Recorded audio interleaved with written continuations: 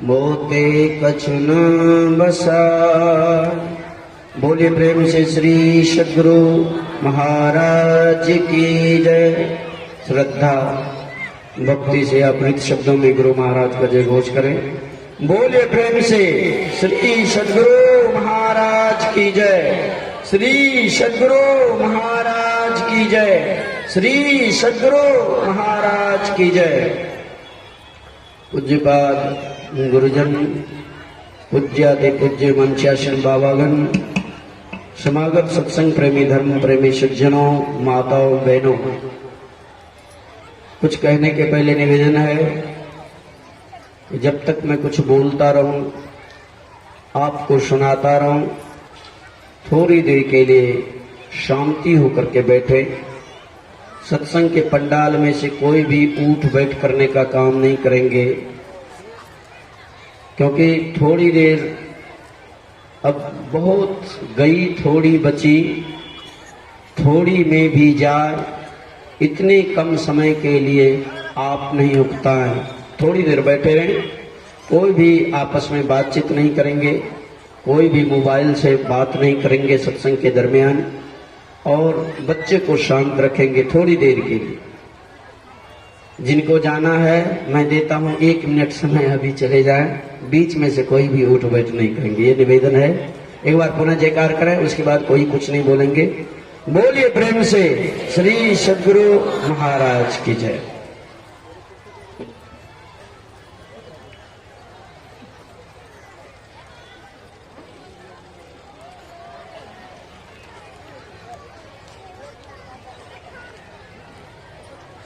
जैसा कि मैंने कल भी सुनाया था आपको, आज केवल याद दिला रहा हूं। जैसे रेडियो में जब समाचार होता है तो पहले कहते हैं ये आकाशवाणी पटना से समाचार सुन रहे हैं, विस्तार से सुनिए, और विस्तार से कह करके कहते हैं अब बुलेटिन समाचार का मुख्य समाचार एक बार फिर। ये मुख्य समाचार होगा, थोड़ी देर बैठे रहेंगे, सुनेंगे। तो मैं कल जो बात कहा था वही बात दोहराता हूं ताकि याद रहे। कल क्या कहा था मैंने? कल कहा था हमारी इंद्रियां 14 हैं। आज भी सवेरे कहा था, कल भी कहा था। ये बार बार एक ही बातों को सुनने का मतलब है कि हम समझ जाएं, आसान तरीके से समझ जाएं। तो मैं कह रहा था हमारी इंद्रियां कितनी हैं? 14 हैं। 5 कर्म इंद्रियां, 5 ज्ञान इंद्रियां, 4 अंतःकरण की इंद्रियां। 3 भागों में 14 इंद्रियों को बांटा गया है। आज मैं तीनों के काम काज की बात करता हूं कि तीनों का अलग अलग कौन इंद्रियां कौन सी स्पीड में काम करती है, ये थोड़ा सा जानकारी लेना आवश्यक है। क्योंकि आज इसी प्रतिपाद्य विषय पर पाठ हुआ है। भगवान राम के स्वरूप का वर्णन महर्षि वाल्मीकि के द्वारा हो रहा है। वाल्मीकि जी भगवान राम के स्वरूप का वर्णन कर रहे हैं, आज उसी का पाठ हुआ। तो मुझे लगता है कि ये कहना जरूरी है। तो मैं कह रहा था इंद्रियों को 3 भागों में बांटा गया है। 5 कर्म इंद्रियां, 5 ज्ञान इंद्रियां और 4 अंतःकरण की इंद्रियां। तो 5 कर्म इंद्रियों में से कौन कौन है? हाथ, पैर, गुदा, लिंग और मुंह। 5 ज्ञान इंद्रियों में से कौन कौन है? आंख, कान, नाक, जिह्वा और त्वचा। 4 अंतःकरण की इंद्रियों में से कौन कौन है? तो मन, बुद्धि, चित्त, अहंकार। मैं तीनों का अलग अलग थोड़ा सा करता हूं। जैसे कर्म इंद्रियां में सबसे पहले पैर है। तब पैर क्या करती है? चलती है। पैर चलने का काम करते हैं। तो मान लीजिए यहां से कजरा हाट पर जाना है, तो यहां से कजरा हाट पर जाने में पैर को कितना लगेगा समय चल कर जाने में? 2 मिनट, या बहुत कम चलते हैं तो 5 मिनट रख लीजिए। 5 मिनट में कजरा हाट पर पहुंचेंगे आप। जहां पहले आप देसी बेचते थे वो बाजार, वो हाट पर जाने में कितना समय लगेगा? 5 मिनट। किनको? पैर को। गौर करेंगे मैं क्या कह रहा हूं। पैर कौन सी इंद्रिया में आता है? कर्म इंद्रिया में आता है। ध्यान दे करके सुनिए तब समझ में आ जाएगी। मैंने 3 चीज बताया, कर्म इंद्रिया, ज्ञान इंद्रिया और अंतःकरण की इंद्रिया। 5 कर्म इंद्रिया में भी 5 संख्या है, ज्ञान इंद्रिया में भी 5 संख्या है, केवल अंतःकरण की इंद्रिया में 4 की संख्या है। मैं पहले पैर की बात करता हूं। पैर से कजरा हाट पर जाने में 5 मिनट लगेगा। ये पैर की बात हुई, 5 मिनट लगा पैर को। अब मैं ज्ञान इंद्रियों में आंख की बात करता हूं। ज्ञान इंद्रियों में पहले कौन आता है? आंख। आंख को कजरा हाट पर जाने में कितना समय लगेगा इस स्कूल पर से? कोई बता सकता है? ये छत पर चढ़ करके, स्कूल के छत पर चढ़ करके कजरा हाट पर आंख से जाना चाहे कोई, कितना समय लगेगा? 1 मिनट की 2 मिनट, 1 सेकेंड। कितना बोलेंगे? 1 सेकेंड से और कौन कम कहेंगे? 1 सेकेंड से और भी कम कहेंगे क्या? तो आंख को लगा कजरा हाट पर जाने में 1 सेकेंड। अब कौन सी इंद्रियों में आता है? आंख कौन सी इंद्रियों में आता है? ज्ञान इंद्रिया। कौन सी इंद्रिया में आता है? ज्ञान इंद्रिया। पैर कर्म इंद्रिया को लगा 5 मिनट, ज्ञान इंद्रिया आंख को लगा 1 मिनट। अब मैं इन दोनों को छोड़ता हूं, अब अंतःकरण की इंद्रियों की बात करता हूं। अंतःकरण की इंद्रियों में से सबसे पहला है मन। तो मन को कजरा हाट पर जाने में कितना समय लगेगा? बता सकता है कोई? इसका यही उत्तर होगा कि मन को समय जरूर लगेगा, लेकिन उसको मापदंड नहीं कर सकते। मन को समय लगेगा, नहीं लगेगा सो बात नहीं। जैसे बिंदु की परिभाषा हमारे टीचर गण बताते हैं, शिक्षक गण बताते हैं, स्कूल में बताते हैं। बिंदु की परिभाषा क्या? मैथ जब पढ़ाने लगते हैं बिंदु की परिभाषा बताते हैं। वह बिंदु है जिसमें चौड़ाई नहीं है, लंबाई नहीं है, मोटाई नहीं है। यही ना बिंदु की परिभाषा देते हैं। तो चौड़ाई नहीं हो, मोटाई नहीं हो, लंबाई नहीं हो। अब कलम की नोक रखते हैं तो मोटाई लंबाई चौड़ाई होती कि नहीं होती है? होती है ना। तो जो कल्पित बिंदु रखते हैं कलम की नोक से, वह कल्पित बिंदु है, यथार्थ बिंदु नहीं है। यथार्थ बिंदु यही है, वह जगह लेगा जरूर, लेकिन उसका मापदंड नहीं होगा, उसको माप नहीं सकते। वह जगह लेगा जरूर, वह लेता है जगह, लेकिन उसको माप नहीं सकते। उसी तरह आंख से लगा 1 सेकेंड जाने में कजरा हाट पर, मन से समय लगेगा लेकिन उसको भाग नहीं कर सकते। उसको इतना ही साहित्यिक भाषा में बोल सकते हैं, समय के न्यूनतम से न्यूनतम भाग कजरा हाट पर जाने में मन को लगेगा। अब देखिए, तीनों इंद्रियां हैं। कर्म इंद्रियां भी इंद्रियां हैं, ज्ञान इंद्रियां भी इंद्रियां हैं, अंतःकरण की इंद्रियां भी इंद्रियां हैं। लेकिन सब अलग अलग समय क्यों लेता है? क्या कारण है अलग अलग समय लेने का? इसीलिए कि कर्म इंद्रियां जो पैर है अत्यंत स्थूल है। कर्म इंद्रियां पैर जो है अत्यंत स्थूल है। इसीलिए इस पैर को कजरा हाट पर जाने में 5 मिनट लगा। उससे पैर से थोड़ा सा सूक्ष्म ज्ञान इंद्रियां आंख है। आंख सूक्ष्म है, इसीलिए इसको 1 सेकेंड कजरा हाट पर जाने में लगा। और कई गुना बढ़कर इस आंख से सूक्ष्म है मन। मन को समय लगा लेकिन मापदंड नहीं बता सकते। महाराज छोड़िए कजरा हाट की बात, हम कहते हैं इस मन को अभी दिल्ली जाने में कितना समय लगेगा? दिल्ली की बात छोड़ दीजिए, इस मन को अभी बाबा बता रहे थे आपको, शंकर बाबा, कि स्वामी विवेकानंद अमेरिका गए थे, शिकागो शहर। इस मन को शिकागो शहर जाने में कितना समय लगेगा? लगेगा समय क्षण पलक में। क्षण पलक कहने का मतलब थोड़ा समय लेगा, ज्यादा समय नहीं लेगा, लेकिन उसका माप नहीं हो सकता, उसको बंटवारा नहीं कर सकते उस समय का। तो तीनों का अलग अलग, मैं कह रहा हूं तीनों का अलग अलग है। कर्म इंद्रियां को 5 मिनट, आंख ज्ञान इंद्रियां को 1 सेकेंड, और मन को समय लगा, लेकिन भाग नहीं है। तो सब इंद्रियां लेकिन सूक्ष्म आते सूक्ष्म होते गए, सूक्ष्म एक दूसरे से सूक्ष्म होते गए। और मजे की बात ये सुनाता हूं, जो मन इतनी तेज गति से दौड़ती है, जिसको समय लगता है लेकिन माप नहीं सकते, इतनी स्पीड से चलती है, ऐसे मन भी परमात्मा को पाने के काबिल नहीं है। इसीलिए वेद मंत्र में कहा गया, इसी मन के लिए क्या कहा गया, ओम सयोजत उर्गायश ज्योतिमृता क्रीडंतम मिमितेन गावा परिणशं कृणते तिग्म श्रृंगो दिवा हरिर दादृशे नक्तमृज्रा। वेद भगवान कहते हे मनुष्यों, हाथ पैर गुदा लिंग रसना कान आंखें मन बुद्धि आदि इंद्रियों के द्वारा ईश्वर को प्रत्यक्ष करने की चेष्टा करना झूठी एक खेल करना है, क्योंकि इनसे वह नहीं जाना जाता। क्यों नहीं जाना जाता? इसलिए परमात्मा सूक्ष्माति सूक्ष्म, हमारी इंद्रियां परमात्मा के सामने अत्यंत स्थूल, इसलिए कोई बराबरी नहीं उसका, कोई रिलेशन, दूर दूर तक रिलेशन नहीं है हमारी इंद्रियों से परमात्मा का, इसीलिए वो नहीं पकड़ सकते। यही डिफेंस कर रहे हैं महर्षि वाल्मीकि।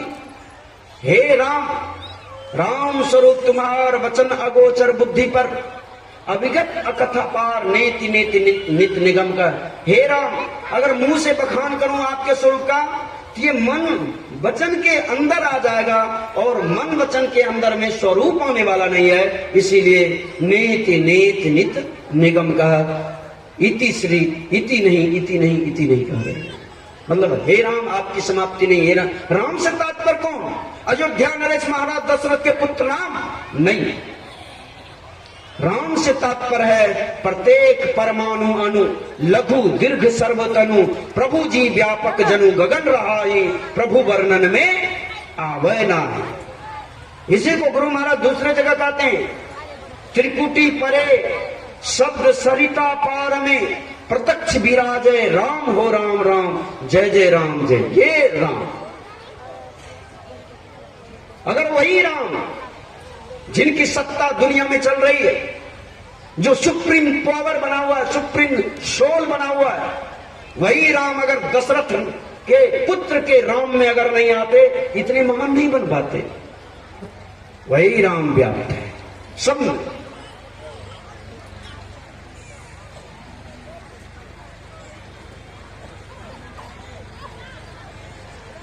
हो राम, तो मैं कह रहा था, इस तरह उनके स्वरूप का दर्शन कर लेने पर सारी बाधाएं, सारी चिंता, सारा भ्रम दूर हो जाता है।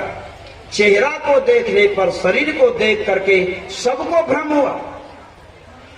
भगवान शंकर के रहने साथ में रहने वाली अर्धांगिनी जो सती जी थी, उनको भ्रम हो गया शरीर को देख करके। रोते कलपते भगवान राम जा रहे हैं, उन शरीर को देख करके, इसने व्याकुलता को देख करके सती जी को भ्रम हो गया। तो शरीर को देख करके किसी को भ्रम होता है, लेकिन जो शरीर का दर्शन कर लेता है उनको भ्रम नहीं होता। यही भ्रम भगवान राम के शरीर को देख करके गुह निषाद को हो गया। गुह निषाद ने देखा पत्तों के बिछौने पर राम सोए हुए, फपक फपक कर रोने लगे। उनके भ्रम को दूर किया लक्ष्मण जी ने कहा, हे निषाद, जो देख रहे हो वो परमार्थ स्वरूप नहीं है। देखिए सुनिए गुनिए मनमाही, मोह मूल परमार्थ नहीं। जो पत्तों के बिछौने पर देखा जा रहा है वो मोह का मूल है, परमार्थ नहीं है। तो निषाद राज ने पूछा, जब ये मोह का मूल है, ये यथार्थ नहीं है, तो यथार्थ कौन है? तो लक्ष्मण जी ने कहा, राम ब्रह्म परमारथ रूपा, अविगत अलख अनादि अनूपा। हे निषाद राज, राम ब्रह्म है और वो परमार्थ स्वरूप है। उनको ये इंद्रियां नहीं देख सकते, इसलिए इंद्रियों से कोशिश भी करो, ये संभव नहीं है। मधेपुरा में एक प्रोफेसर हैं, मेरे गुरु रह चुके हैं, पीएस कॉलेज के, पार्वती साइंस कॉलेज मधेपुरा के फिजिक्स के प्रोफेसर हैं, डॉक्टर बिंदेश्वरी प्रसाद यादव। उनके पास एक लड़का आया। लड़के ने पूछा, उनका विद्यार्थी था प्रोफेसर साहब का, उन्होंने पूछा, मुसलमान लड़का था लेकिन बड़ा श्रद्धाशील था, मेरे सामने की बात। तो लड़के ने पूछा कि सर मैं एक बात जानना चाहता हूं। कहा बोलो क्या जानना चाहता है। तो उस लड़के ने कहा कि सर मैं जानना चाहता हूं इस धरती पर से आकाश की दूरी कितनी है। कितना ये टफ पूछ रहे, कितना कठिन है। इस धरती पर से आकाश की दूरी कितनी है। तो प्रोफेसर साहब ने कहा देखो ये ठीक ठीक कोई नहीं बता सकता। विज्ञान भी अगर बात करता है तो अनुमान की बात करता, अनुभव की बात नहीं करता। अनुभव तो केवल संत लोग करते, अनुभव की बात कौन करते हैं। जैसे संत कबीर साहब ने कहा, तू कहती कागज की लेखी, मैं कहता आंखन की देखी। ये आंख से देखने पर अनुभव ज्ञान प्राप्त होता है, तो केवल संतों को ये सौभाग्य प्राप्त हुआ है। तो प्रोफेसर साहब ने कहा देखो हम विज्ञान के प्रोफेसर हैं, बताना तो पड़ेगा। तो विज्ञान अनुमान की बात करता है, अनुमान की बात सुन लो। आप लोग भी सुन लीजिए प्रोफेसर साहब ने क्या कहा। प्रोफेसर साहब ने कहा एक लाइट की स्पीड, विद्यार्थी लोग भी सुन ले, गौर करके सुन ले, ये आपके एग्जाम में क्वेश्चन में आ सकता है। लाइट की स्पीड 1 सेकेंड में 3 लाख किलोमीटर है। जो लाइट देख रहे हैं इसकी स्पीड, इसकी दौड़ कितना है, 1 सेकेंड में 3 लाख किलोमीटर। ऐसे जो 3 लाख किलोमीटर की प्रति सेकेंड की दर से लाइट दौड़ती है, ऐसे लाइट को इस आकाश गंगा को पार करने में 100 वर्ष लगेगा। समझ में आ रही है। मैं पुनः दोहराता हूं, लाइट की स्पीड 1 सेकेंड में, 1 सेकेंड 1 मिनट भी बात नहीं कर रहा हूं, 1 सेकेंड में 3 लाख किलोमीटर प्रति सेकेंड की दर से ये दौड़ती है। ऐसे प्रति सेकेंड 3 लाख किलोमीटर की दर से दौड़ने वाले प्रकाश को एक आकाश गंगा को पार करने में 100 वर्ष लगेगा। बुद्धि काम करती है, इसीलिए मन बुद्धि का विषय ही नहीं है। बुद्धि चुप हो जाती है, बुद्धि लंगड़ा लुल्हा हो जाता है, क्योंकि ये वाणी का विषय है ही नहीं। जब एक आकाश वाणी का विषय नहीं है, बुद्धि का विषय नहीं है, जो आकाश को अवकाश देने वाले परमात्मा है, उनको क्या डिफेंस कर सकते हैं इस बुद्धि से, इस मन से इसको परिभाषित कर सकते हैं क्या, नहीं कर सकते। इसलिए प्रभु वर्णन में आवे नहीं, उनको अनुभव कर सकते हैं, इस मुंह से बखान नहीं कर सकते। संत कबीर साहब ने कहा जस कथिए तस होत नहीं। जैसा परमात्मा के बारे में कह रहे हैं वैसा वो नहीं है। जस है तैसा सो, वो जैसा है वैसा है। कहते सुनते क्यों है, तो कहत सुनत सुख उपजय और वो परमारथ हो। उनको कहने सुनने में परमार्थ उपजता है। तो हम लोग उनके स्वरूप को जाने।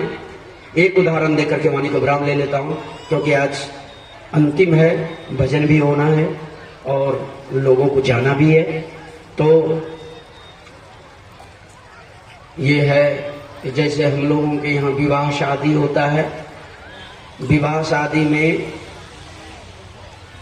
क्या होता है, पहले के लोग जब विवाह, मैंने देखा अपने दादाजी को, बरतुहारी जब जाते थे तो 4-5 आदमी मिल करके जाते थे, और 4-5 आदमी मिल करके जाते थे और हाथ में लाठी लेते थे।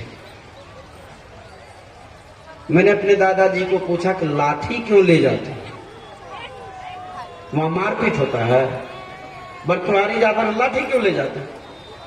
कहने मारपीट नहीं होता है, वहां लड़का जो देखने जा रहे हैं तो लड़का का हाइट नापते हैं लाठी। अभी ऐसा बरतुहारी होता है, लाठी वाला होता है। कहीं दुर्भाग्य से लाठी लेकर के चले गए तो होने वाला बरतुहारी गर्भ राजा, एको गो लाठी जब मिल गया बरतुहारी के बीच में, बरतुहारी होगा।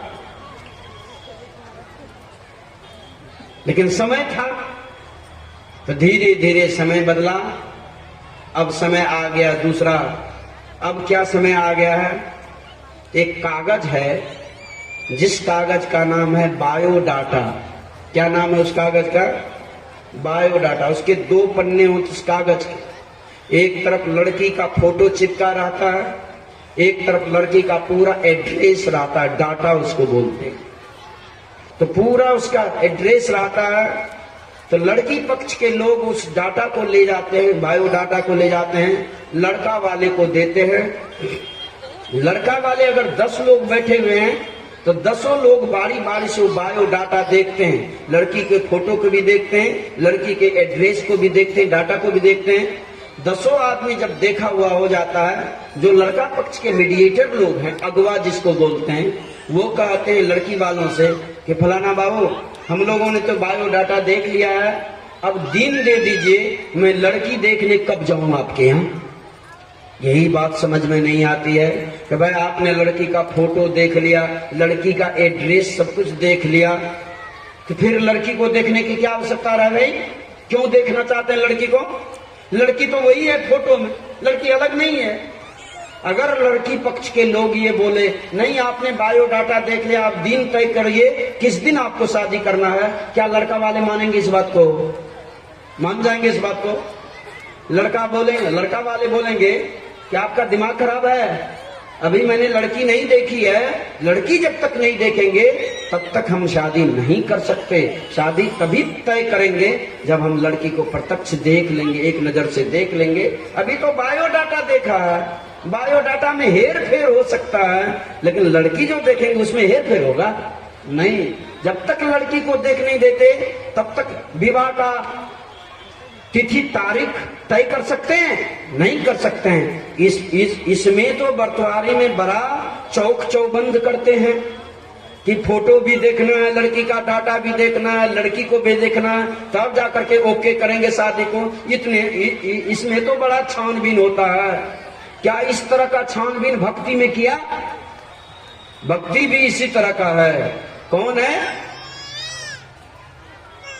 भगवान राम की मूर्ति है मंदिर में, भगवान शंकर की मूर्ति है मंदिर में, भगवान श्री कृष्ण की मूर्ति है मंदिर में, माता दुर्गा का मूर्ति है मंदिर में, माता काली का मंदिर है मूर्ति में, गुरु महाराज का मूर्ति है सत्संग मंदिर में। क्या केवल इन मूर्तियों का दर्शन करके काम खत्म हो जाएगा? मूर्तियों का केवल दर्शन करके काम खत्म करने वाले आपको यही समझना चाहिए कि केवल बायोडाटा दे करके लड़की की शादी का दिन तय नहीं कर सकते, और केवल देव मूर्तियों का दर्शन देव मंदिर में जाकर के करने से परमात्मा और जीवात्मा की शादी की तारीख तय नहीं हो सकती। जब तक भगवान राम के स्वरूप का दर्शन नहीं कर लेते भीतर में स्वरूप का दर्शन करना, प्रत्यक्ष लड़की को देखना और केवल देव मंदिरों में जाकर के देव मूर्तियों का दर्शन करना, ये बायोडाटा देखना। बायोडाटा देख करके शादी नहीं हो सकती। उसी तरह भगवान राम को जब तक भीतर में नहीं देखेंगे आत्मा परमात्मा का मिलन नहीं होगा। भगवान शंकर को जब तक भीतर में नहीं देखेंगे तब तक आत्मा और परमात्मा का मिलन नहीं होगा। भगवान श्री कृष्ण को जब तक भीतर में नहीं देखेंगे, दुर्गा माता को भीतर में नहीं देखेंगे, काली माता को भीतर में नहीं देखेंगे, ये जीवात्मा और परमात्मा की एकता होना संभव नहीं है। जैसे लड़की का विवाह बिना लड़की देखे संभव नहीं है, ये स्वरूप है। प्रत्यक्ष लड़की को देखना ये स्वरूप है, और देव मंदिरों में जाकर के देव मूर्तियों का दर्शन करना ये केवल बायोडाटा है। संतुष्ट मत होइए, बायोडाटा को भी देख लीजिए और प्रत्यक्ष में लड़की को भी देख लीजिए, शादी निश्चित हो जाएगी। उसी तरह देव मूर्तियों में देव मंदिरों में जाकर के देव मूर्ति का दर्शन कर लीजिए, और किसी योग गुरु से शिक्षा दीक्षा लेकर के भीतर में उनके स्वरूप का दर्शन कर लीजिए, काम बन जाएगा। गुरु महाराज ने साफ साफ कह दिया महाशिवी पदावली में, भिन्न भिन्न इष्टों के मानने वाले के भिन्न भिन्न इष्ट देव कहे जाते हैं। इन सब इष्टों के भिन्न भिन्न नाम रूप अलग होने पर भी सबकी आत्मा अभिन्न है। उपासक अपने इष्ट के जब तक सारे शरीरों को पार नहीं कर ले, अर्थात अपने इष्ट के आत्म स्वरूप को प्राप्त नहीं कर ले, तब तक उनकी भक्ति पूरी होने वाली नहीं है। गुरु महाराज जी ने कहा प्रत्येक इष्ट के 5-5 शरीर होते हैं। जितने इष्ट हैं, चाहे वो कबीर साहब इष्ट बने हो, महर्षि मही इष्ट बने हो, स्वामी विवेकानंद इष्ट बने हो, भगवान राम इष्ट बने हो, सबके 5-5 शरीर हैं। जो कोई चाहता है उनके आत्म स्वरूप का दर्शन कर लें, इन सारे 5 शरीरों को पार करना पड़ेगा युक्ति के मुताबिक। वही साधना संत महात्मा बताते हैं। यहाँ मत मतांतर की बात नहीं, किसी भी मत में बने रहिए, आप कबीरपंथी बने रहिए, 5 शरीरों को पार कर लिए आत्मस्वरूप की प्राप्ति हो जाएगी। आप रामानंदी बने रहिए, 5 शरीर को पार कर लीजिए अपने इष्ट का, आपकी भक्ति पूरी हो जाएगी। आप महर्षि नहीं के भक्त बने रहिए, 5 शरीर को पार कर लीजिए अपने इष्ट का, आपकी भक्ति पूरी हो जाएगी। आप शिव चर्चा वाला बने रहिए, अपने इष्ट के 5 शरीर को पार कर लीजिए, आपकी भक्ति पूरी हो जाएगी। किसी मत को छोड़ने की जरूरत नहीं है, केवल किसी योग गुरु से शिक्षा दीक्षा लेने की आवश्यकता है। वो गुरु, जो गुरु इन सारे शरीरों को पार करने का तरीका बताते हैं, ये है आत्मस्वरूप। ये संत मत किसी मत का खंडन नहीं करता, बल्कि सबके सामने अपना विशाल आदर्श रखता है। केवल शरीर को पार करो, शरीर को पार करना है, मत को पार नहीं करना, शरीर को पार करना है। इसीलिए समझिए, ये हमने सुनाया, बहुत थोड़ा समय बचा हुआ है। हमारे कलाकार लोग जो हैं तो कहीं जाना है, इन लोगों को दूसरे जगह कार्यक्रम में, वाणी को विराम।